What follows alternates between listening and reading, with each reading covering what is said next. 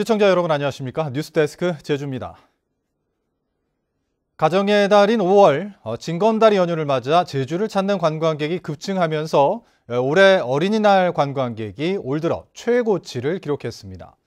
예년 같으면 반가운 소식이지만 올해는 한편으로는 걱정스럽기도 한데요.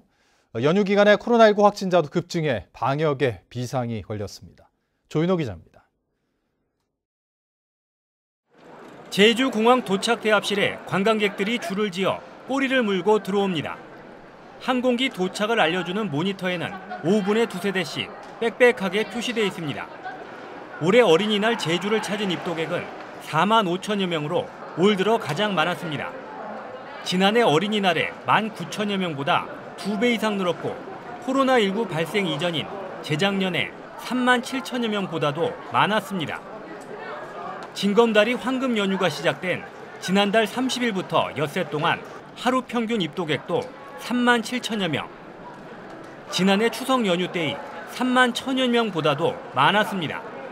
휴가차 계획을 잡았고 그래서 해외로는 못 가기 때문에 제주도가 그나마 괜찮아서 잡고 왔어요. 문제는 제주 지역에서 코로나19 확진자도 급증하고 있다는 것입니다. 최근 일주일 사이 발생한 확진자는 43명, 79%인 34명은 도내 확진자의 접촉자였습니다.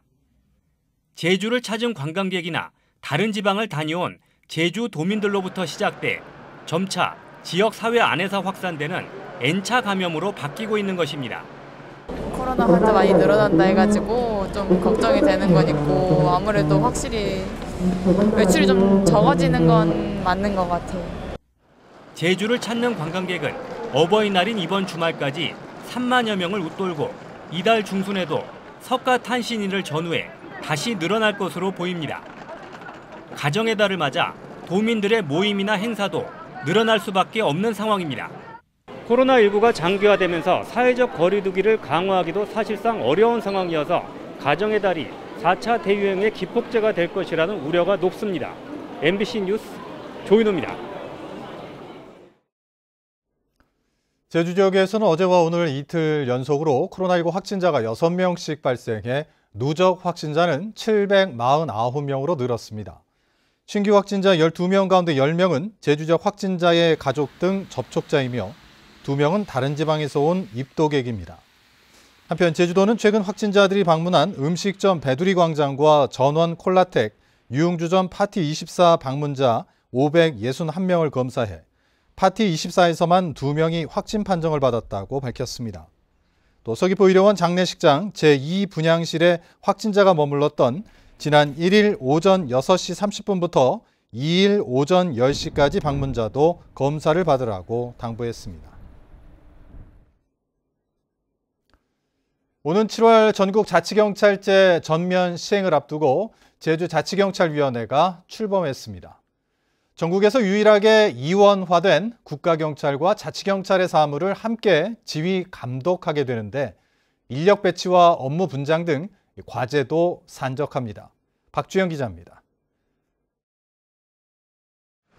2006년 제주특별자치도 출범과 함께 국내 처음 도입된 제주자치경찰. 제주도 소속으로 방범 순찰과 교통법규 위반 단속, 환경과 산림 관련 수사 등의 업무를 맡아왔습니다. 경찰법 개정에 따라 오는 7월부터 전국에 국가경찰 안에서 사무를 분리하는 방식으로 일원화된 자치경찰제가 시행되는 가운데 제주는 15년 동안 운영된 자치경찰을 존치 않은 이원화 체계가 유지됩니다. 다만 국가경찰인 제주경찰청장과 자치경찰인 제주도 자치경찰단장을 모두 지휘감독하는 제주도 자치경찰위원회가 설립돼 공식 출범했습니다. 서로 국가와 지방자치의 서로의 보완이라는 이런 차원에서 저희들이 문제점을 발굴하고 개선해 나가는 방향에서 그런 면에서도 매우 중요한 의미와 역할을 하게 된다고 생각을 합니다. 김창용 경찰청장도 전국에서 유일하게 이원화 체제를 운영하는 제주에 관심을 쏟겠다고 밝혔습니다. 창경 이래 가장 큰 제도 변화가 보다 나은 최한 시스템으로 인정받을 수 있도록 경찰청에서도 최대한의 관심과 지원에 아끼지 않겠습니다. 초대 위원장에는 김용구 전 제주도 기획조정실장이 임명됐고 위원은 강호준 전 서부경찰서장과 백신옥 변호사 등 7명으로 구성됐습니다. 제주도 자치경찰위원회는 다음 달 말까지 시범 운영을 통해 사무국 인력 배치와 위원회 운영을 위한 규정을 마련하고 국가와 자치경찰 사이 사무 분담 등을 결정할 계획입니다. 특히 교통과 생활안전 등 국가와 자치경찰의 중복된 업무를 어떻게 효율적으로 분장할지가 핵심입니다. 조직이 안정이 돼야만 업무를 수행할 수 있기 때문에 그 사전 준비 작업들, 인원 배치라든지 조직의 정비가 필요한 부분이 있을 수 있습니다. 또 지난해 말 자치경찰에 파견됐던 국가경찰 268명이 제주경찰청으로 다시 복귀한 가운데 이원화된 경찰의 인력과 장비 운영, 업무를 추진하기 위한 국비 등 예산 확보도 과제로 떠오르고 있습니다. MBC 뉴스 박주연입니다. 제주 4.3 중앙위원회에 신설되는 분과위원회가 추가 진상조사를 심의하게 됩니다. 행정안전부가 입법 예고한 4.3 특별법 시행령에 따르면 추가 진상조사 분과위원회는 국회 추천 4명 등 9명 이내로 구성되며 4.3 평화재단이 수행하는 추가 진상조사 계획 수립과 결과, 보고서 작성과 발간을 사전 심의합니다. 시행령에는 수용인 직권 재심을 위한 실무위원회의 대상자 확인 등 법적 근거도 마련됐지만 위자료 지급에 대한 세부 절차는 포함되지 않았습니다.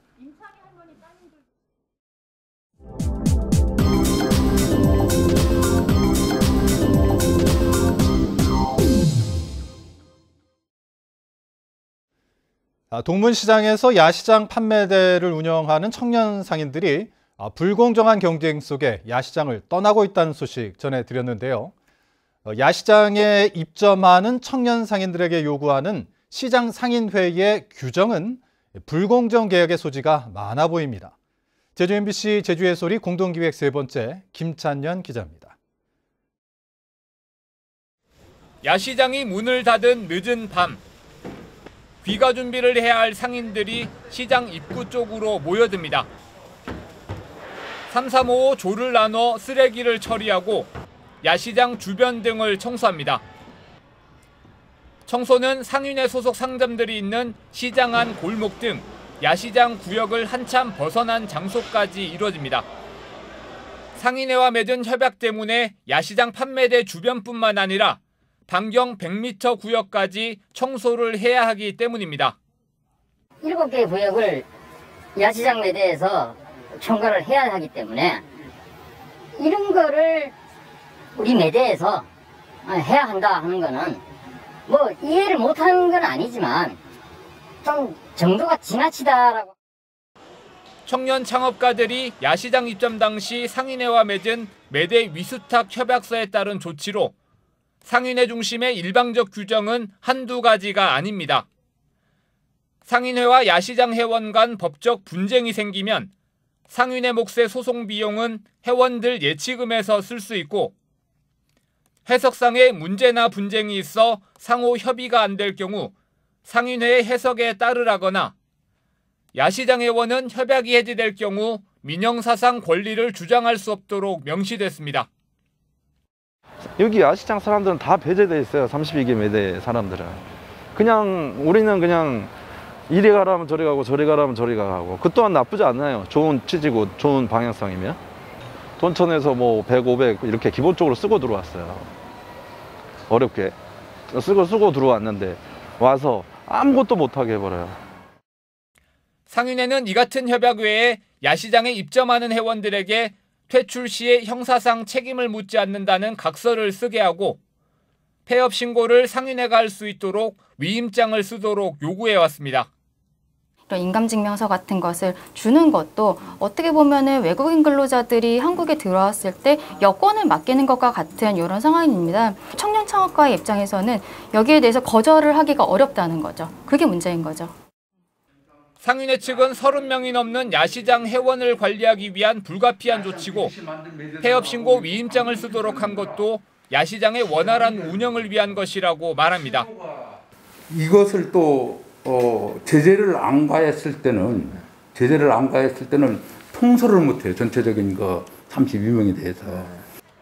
창업의 꿈을 이루기 위해 불공정한 규정 앞에서 좌절할 수밖에 없는 청년 상인들. 결국 입점 보름 만에 7명의 청년들이 야시장을 떠났습니다. MBC 뉴스 김찬전입니다. 제주도 소상공인연합회는 제주도청 앞에서 기자회견을 열고 롯데 관광개발은 드림타워 쇼핑몰의 무허가 불법 영업을 즉시 중단하라고 요구했습니다. 이들은 드림타워 쇼핑몰이 대규모 점포로 등록하지 않고 전국 최초로 불법 영업을 하고 있는데도 제주도와 제주시가 방치하고 있다며 영업정지 가처분 신청을 하라고 요구했습니다. 또 전국 700만 소상공인과 국민들에게 호소해 불매운동을 하겠다며 도민들도 이용하지 말아달라고 호소했습니다. 농축협 노동자로 구성된 전국협동조합노조 제주본부는 오늘 제주시 삼도동 농협제주적본부 앞에서 기자회견을 열고 농협중앙회의의 지역 농축협에 대한 채용 준칙 부당 강요 행위를 중단하라고 촉구했습니다.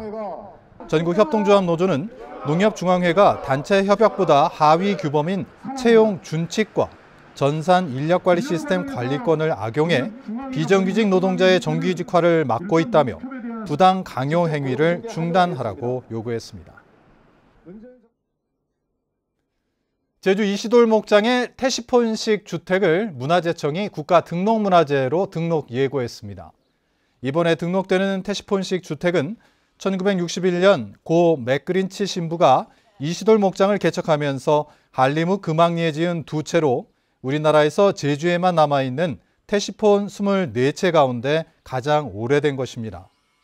태시폰은 고대 페르시아의 건축 양식인데 문화재청은 제주도 목장 개척사와 생활사, 주택사에서 중요한 근대 유산이라고 밝혔습니다. 제주공항 대합실에 중소상공인 상품을 판매하는 가치제주 상점이 문을 열었습니다. JDC 면세점 맞은편에 내년 2월까지 운영되는 가치제주 상점은 코로나19로 어려움을 겪는 중소상공인을 지원하기 위해 제주 자원을 활용한 화장품과 문구, 생활용품 등을 판매합니다. JDC와 한국공항공사 소상공인연합회는 제주공항을 시작으로 전국공항으로 확대하는 협약을 맺었습니다. 제49회 어버이날 기념 유공자 표창 수여식이 오늘 제주시 농어업인회관에서 열렸습니다. 오늘 수여식에서는 41년 전 남편과 사별한 뒤 2남 2녀를 홀로 키우면서도 소년, 소녀 가장에게 장학금을 주는 등 40년 동안 어려운 청소년들을 돌본 79살 강능자 씨가 장한 어버이 부문 대통령 표창을 받았습니다. 또 효행자 부문에는 김보경 씨가 보건복지부 장관 표창을 받는 등 18명이 각종 표창을 받았습니다. 도내 한 장애인 특수학교에서 학교폭력 사건이 발생해 경찰이 수사에 나섰습니다. 피해 학생 학부모에 따르면 특수학교 학생인 18살 A양은 지난달 말 통학버스 안에서 같은 학교 학생에게 괴롭힘을 당해 피멍과 찰과상을 입었습니다. 경찰은 피해 학부모의 신고로 수사에 착수했으며 통학버스 안 CCTV 등을 분석해 사건 경위와 버스에 동승했던 교사의 관리 소홀 여부 등에 대해 조사하고 있습니다. 제주지방법원 김연경 판사는 말을 학대해 동물보호법 위반 등의 혐의로 기소된 46살 A씨에게 징역 10개월에 집행유예 2년을 선고했습니다. A씨는 지난해 8월 제주시 지역 한 목장에서 다른 사람 소유의 말을 조련시킨다며 말을 밧줄을 묶어 나무에 고정한 뒤 둔기와 발 등으로 수차례 때린 혐의로 재판에 넘겨졌습니다. 복무 당시 부하 병사들에게 가혹 행위를 한 20대 예비 역에게 집행유예가 선고됐습니다. 뉴스데스크 제주를 마칩니다. 시청해주신 여러분 고맙습니다.